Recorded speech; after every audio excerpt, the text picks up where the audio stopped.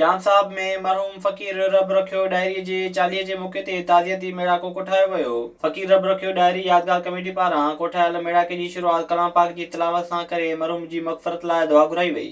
मेड़ाके में वकील हाजी अब्दुल सत्तार डायरी, हमीदुल्लाह, फ़कीर नवीद हुसैन विस्तड़े ऐं ॿियनि मरहूम खे लफ़्ज़नि ज़रिए भेटा पेश कई। मेड़ाके ख़िताब कंदे अॻवाननि चयो त हर माण्हू कुदरत तरफ़ां मिलियल ॼमार पूरी करे हलियो वञे थो, पर संदसि किरदारु हमेशह यादि रखियो वञे थो। हुननि वधीक चयो त जेकी माण्हू बिना लालच ऐं ज़ात परस्तीअ खां मथां उथी ग़रीब अवाम जी ख़िदमत कंदा आहिनि, उहे अज़ीम हूंदा आहिनि। अहिड़नि मोहसिननि खे जेतिरी बि भेटा पेश कजे उहा घटि आहे। संदनि चवण हो त मरहूम फ़कीर रब रखियो डायरी सचो ऐं खरो इंसान हो, जंहिं करे माण्हू मथसि अखियूं ॿूटे एतमाद कंदा हुआ।